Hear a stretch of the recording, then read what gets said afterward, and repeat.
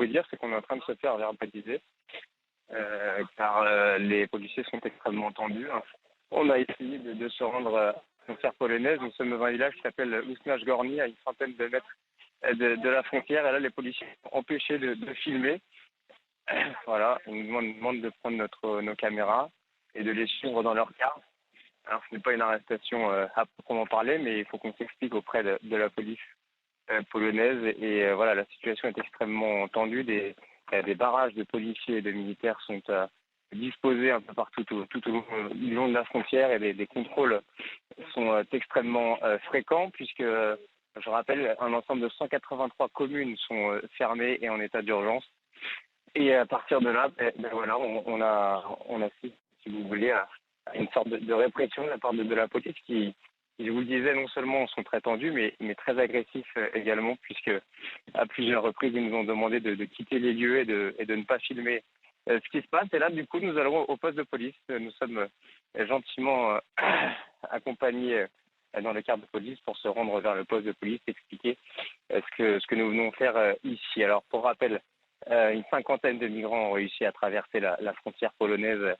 Ce week-end, on estime une dizaine d'arrestations selon les autorités locales. Un autre chiffre qui fait froid dans le dos, 10 migrants seraient morts jusqu'à présent.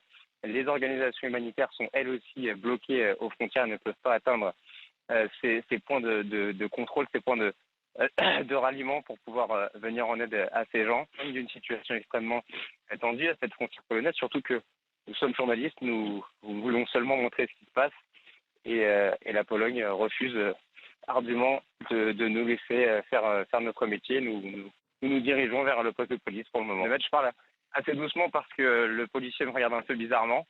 Donc nous sommes dans l'obligation de suivre ces messieurs. À savoir que des messages sont envoyés directement sur les portables étrangers disant ne traversez pas la Pologne pour atteindre l'Allemagne, épargnez votre vie et épargnez votre santé. Des mots très durs. Là, nous rentrons du coup dans le car de police. Nous allons vers le poste de police. On espère qu'on pourra refaire des lives ce matin. Et pour l'instant, comme je vous le disais, c'est très compliqué. Merci beaucoup, David. Merci à vous. Situation extrêmement compliquée. On l'entend d'ailleurs à l'instant pour notre équipe à la frontière polonaise. Visiblement, les autorités polonaises ne veulent pas que la presse soit témoin de ce qui se passe de ce côté-là de cette frontière.